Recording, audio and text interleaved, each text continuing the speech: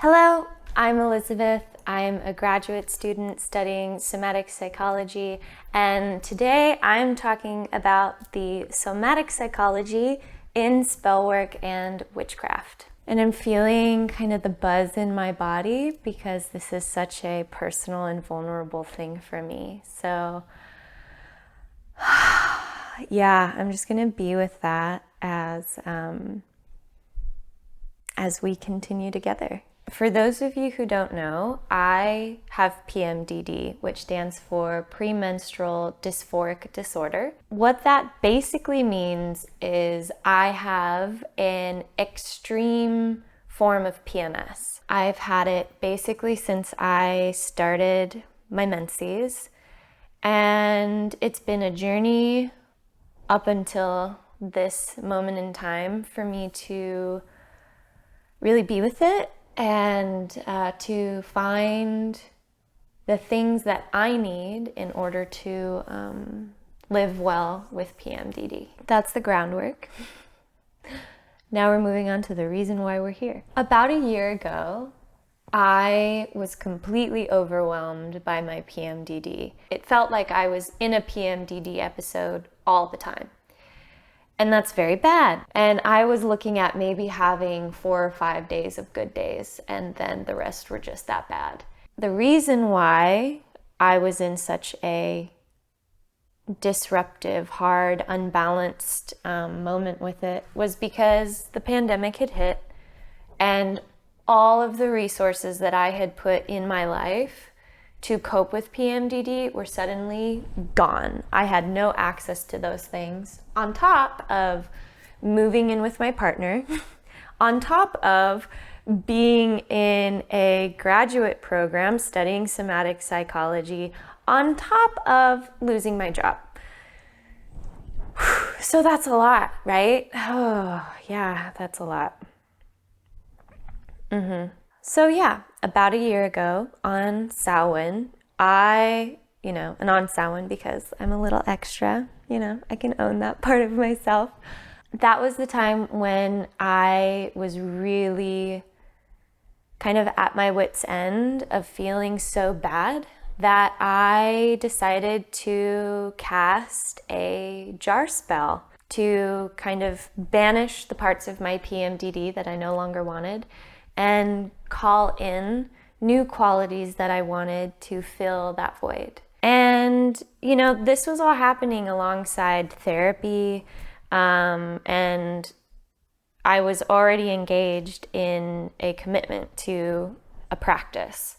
So there was a lot of work that I was doing. So it wasn't like I just did this spell and it magically was better. This was all a part of a process that I was doing with myself. And, right now I'm doing pretty well. So prior to the casting of this spell, I was experiencing a lot of difficult symptoms. So really had a hard time controlling my emotions. I was kind of swinging all the time. I could read a book for, my grad school, and it would just go in one ear and right out the other. So my ability to retain just was completely shot. So I ended up leaning into the one kind of thing that I, that I found interesting at the time, and that my brain and body could actually attach to. And I started reading a bunch of books on witchcraft. I started diving into a bunch of research, and I found something interesting. Witchcraft is extremely somatic, and a lot of these traditional, witchy things that people talk about in these books are somatic psychology. They are all about grounding, mindfulness, resourcing. And I was really grateful at the time because looking back now, I was still taking in valid information for my graduate school experience. And I was starting to weave these threads together of oh wow, this is the same thing, and what great fun, and it's actually accessible to me. I can actually retain this information. So yeah, the more that I researched and the more that I kind of started to soak in, my practice started to expand and evolve. I started doing rituals on the full moon and the dark moon. And, you know, that was kind of the beginning commitment of at least 2 days out of the month. That is a me day, and I am going to lean hard into my practice. And there was something very freeing in my system when I did that. And, you know, I would really set a sacred space. My body was feeling safer and more settled and was starting to get a little trained in like, okay, this is going to be a full moon. I get to really look forward to the evening when I'm just going to deeply meditate with myself, when I'm going to do all these rituals to ground and settle in my body, and when I'm going to smudge myself and like get rid of all the stuff that's kind of been sticking to me for a while. I was also doing a lot of psychological work as well, of really using my craft as a resource as I was doing deep trauma work, as I was paying attention to my patterns, as I was really pushing my body into uncomfortable new situations, because I just knew I had to go through the hard in order to get to the good. So this was all happening. This was all a part of the process. And the tools that I started to learn and internalize for myself was I really started to have a mindfulness practice where over time I was able to separate myself, the me that is watching, from the bodily experience of PMDD. I was really watching as sensation would come up in my body, what my first reaction was, and I gave myself a pause to really think and feel, okay, do I want to do that reactionary response? And it gave me space to, over time, make different choices. And sometimes I, fell into the old patterns. Sometimes I lost the awareness and boom, I was right back into something that no longer served me or that I wasn't trying to, shift into. But I kept at it. I kept practicing. I kept this mindfulness, this self-awareness, kept going to therapy, and it became easier and easier. So as that was happening, right, I'm building this awareness. I'm, facing some of my trauma. I'm really working now with like a good therapist that I love and I like. And, my relationship is getting better. Like I'm starting to crack open. My PMDD was still pretty freaking bad. It was now starting to get a little more contained, where it wasn't like the entire month I was in a PMDD episode. But the period when I was bad. The critical self-talk, the overwhelming incapacitation that PMDD can have. And I was sick of it. I was so tired of it. I didn't want it anymore. So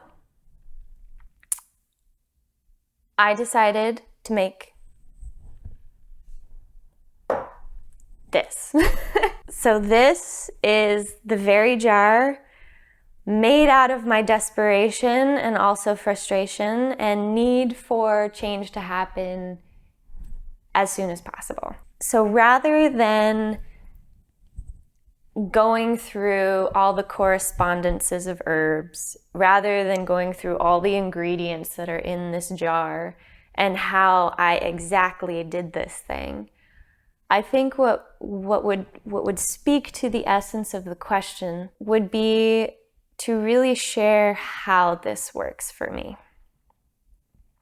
When I look at this bottle, it's more than just a bottle filled with herbs and dirt and a piece of paper covered in wax.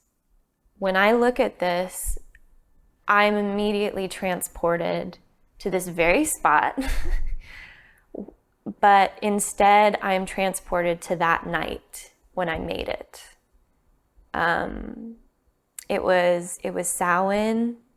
It was just me and my partner in our home together.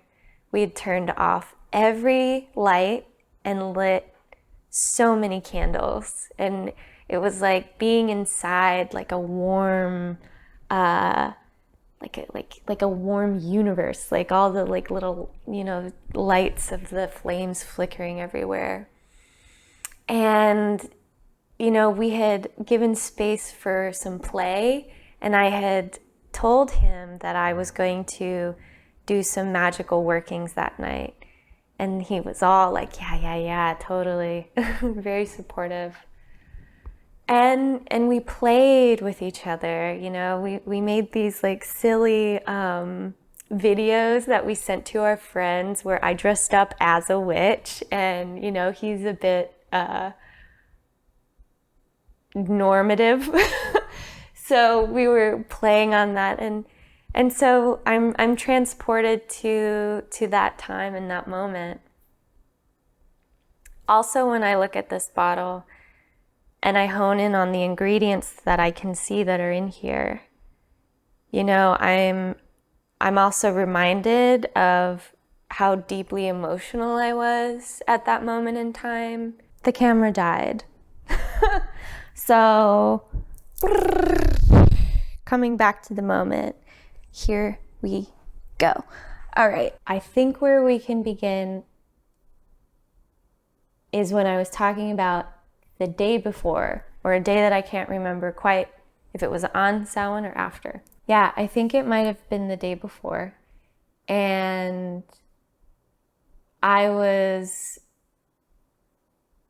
feeling a bit down, you know, I was feeling a little, and I went on a walk, and I knew that there was something on this walk that I needed for this.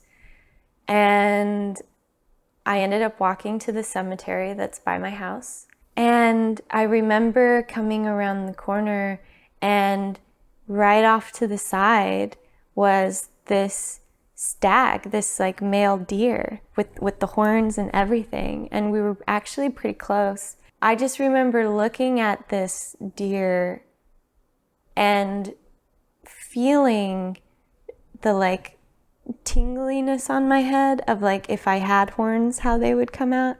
And I know this is silly, but just like stay with me.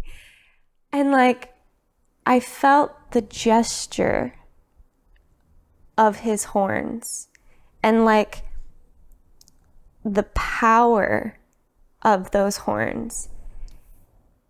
And I'm getting a little emotional. But I actually felt attunement with that deer where it was like he just stared at me, totally calm. And I repositioned myself, trying to kind of like embody his stance a little bit. And I don't know, there's just something very magical about that moment, very arresting, that I'm still very deeply touched by when I think about it. And he just kind of continued eating and, you know, moved on his way. But something ingrained in my experience of like those horns. And for the rest of my walk home, I pretended like I had horns on the top of my head. This new position in my body started to unfold. And I started to feel more in my power. And just that moment alone, I'm also remembering how that carried through the whole year, where if I felt like I needed to, okay, I went into the gesture of horns and that feeling, and that was very resourcing for me. The power or the magic for me is really in the sensory experience of feeling all the good parts of this jar spell, of this day for me and the days leading up to it. So after this was made,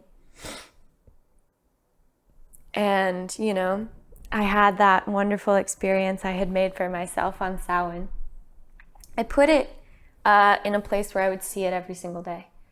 And what ended up happening over time was that anytime I needed to feel better, I would just look at this and I would be reminded of how good that day felt, of how like attuned to myself I was when I was putting the ingredients in the jar, how warm the light felt, how it felt like a blanket over me that night, and how safe I felt when I was doing this. And so now we're kind of transitioning a bit, and I think like, because this kind of distracts me a little bit, so I'm going to move it away to try to now move a bit into talking about what this experience actually is. So for me, Spellwork is a somatic resource. And like when we're experiencing a bad memory, when we're remembering the bad things that have happened to us, all of a sudden our system shifts. You know, you can see it when people start talking to you about, oh, this day this happened and it was really bad, and you know, like their body starts to remember that feeling. That definitely happens for me. If I remember the bad things, my body immediately tenses, my shoulders go like this, I kind of like brace myself a little bit. But equally true is that we can remember the good things, the good times, and our body can remember how those feel. And in the present moment, we can be awashed in those pleasant sensations. And that's what resourcing is, right? When you're grounded back into the pleasantness of your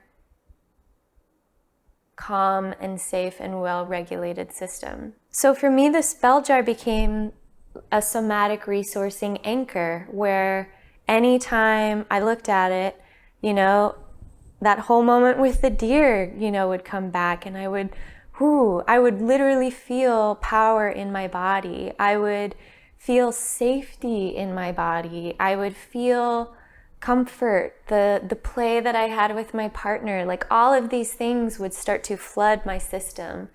And, you know, my body would tingle with like those good sensations. So as, you know, the year progressed and months like moved on from the moment in time when I cast the spell, I still had hard days. I still had months where my PMDD was awful.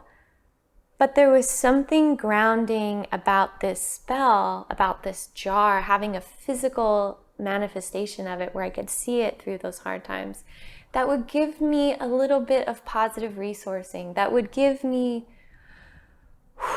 at least a feeling of being able to breathe when normally nothing else worked. And slowly, over time, this pattern started to change the way that I experience things, where all of a sudden I was having more good days than bad days. I was able to now carry in my mindfulness practice through my PMDD episode, which normally never happened. Most of the time I was completely enmeshed in it. And having that distance was so powerful for me. And being able to take in some resourcing and some positive and have, you know, even if it's just a minute out of a day when you're going through your hell week, that minute is amazing. Currently, how's my PMDD now, almost a year after this has happened? It's pretty good. It's now very contained to being just a week. I don't have the flooding or the sort of lack of containment that happened to me about this time last year. I'm able to really put a lot of resourcing in before my PMDD episode. So I journal, I track my cycle extremely well, also because I'm tracking the moon. So I know when it's going to happen. So I really flood my system with all of these great things. You know, I'm working out, I'm hanging out with my friends, I'm having these intimate, beautiful moments with my partner, filling up my cup, my body with as much pleasure as I can. So that way, when finally it hits, it feels more like a moment of rest and a moment of deep practice. And what I mean by that is that I, during that week, am extremely attentive to my mindfulness. I am constantly watching what is happening to my body during that time. So, I want to leave you with something, just one thing that maybe can help you. Maybe two things, we'll see. So these are some of my crystals, and you know, the power of the crystals comes from the intention that I put in there. It comes from the somatic response that I have, and for me, they're all resourcing. But for you, I would encourage you, it could even just be a rock you find on the ground that you find really pretty, but say you're like, ooh, okay, I find this beautiful, and I actually like the way it feels in my hand. There's like, ooh, that feels really good. And what if you allowed yourself to use your imagination and go like, wow, I'm going to really program or lay over in my mind that this crystal is now associated with this really amazing positive time I had with a friend. Or, you know, if you're like me, you go on a hike and you have a magical moment with a deer, you know, and really think about that moment in time. Allow your body to feel it and to hold this in your hand as you're having that experience. And give yourself a physical anchor to your intention, right? Could be as easy as this crystal is calm and safety.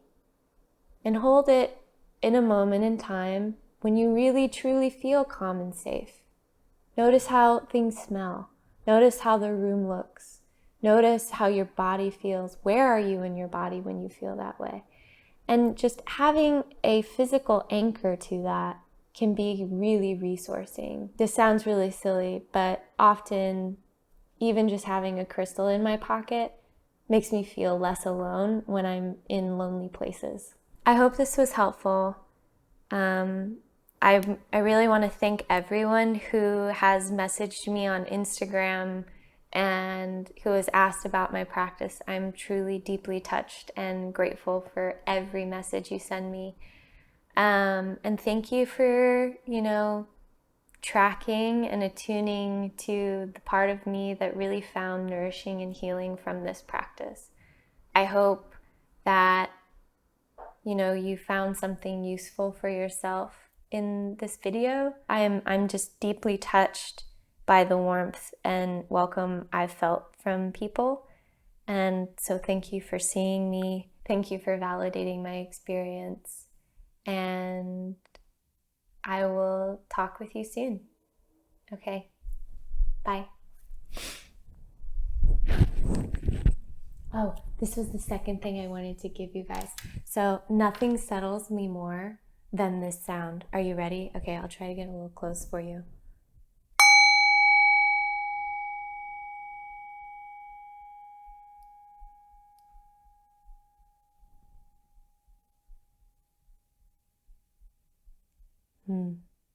Okay, that's it. All right. I'll talk with you later. Bye.